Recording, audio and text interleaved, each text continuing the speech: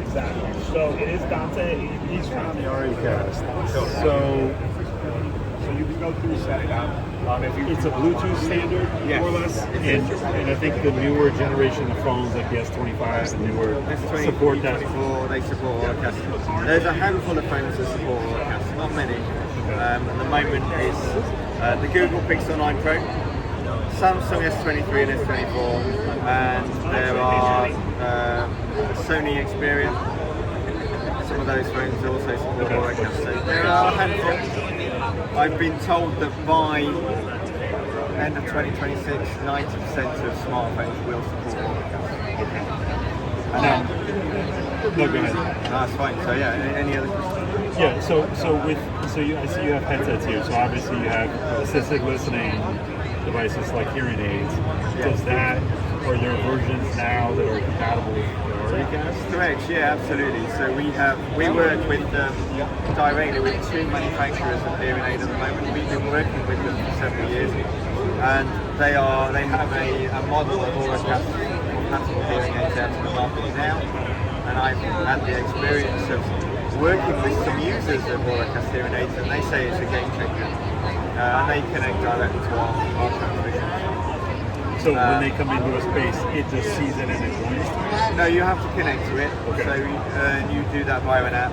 So each of the hearing aid manufacturers have an app which they allow the user to work as an assistant. And then once they've selected the channel, the receiver picks the up directly from the broadcaster. So you don't get any extra delay or lag in the system. It's just direct to hearing aid or direct to earbud, headphone.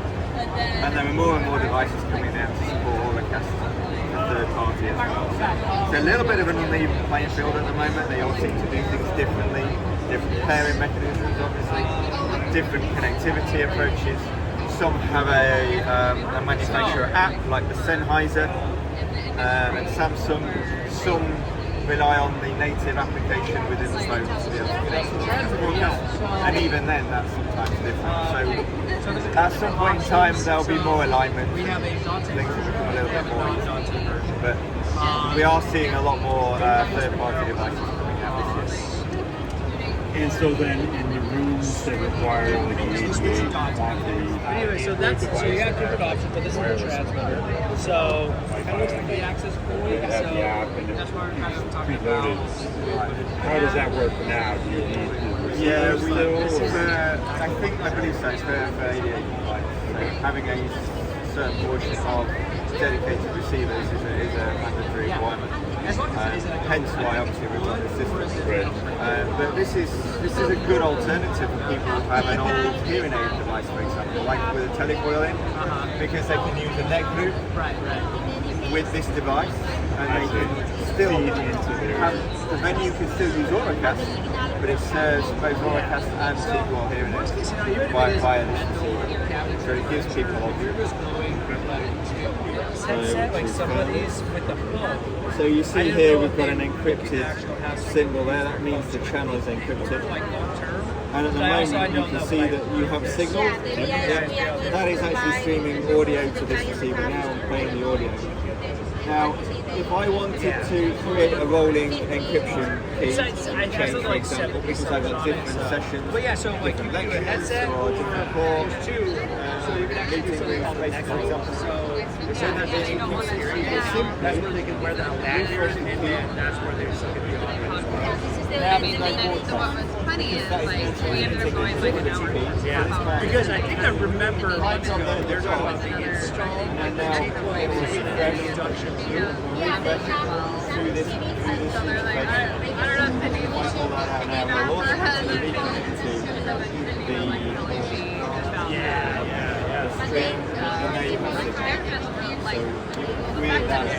So that's the whole point. It's like this T-Point, like the same way. And obviously as we're rolling out the API interface in about end of July, August time. I don't know, the fact that you're like 3 months put up like definitely because like most other PR firms that we work with are like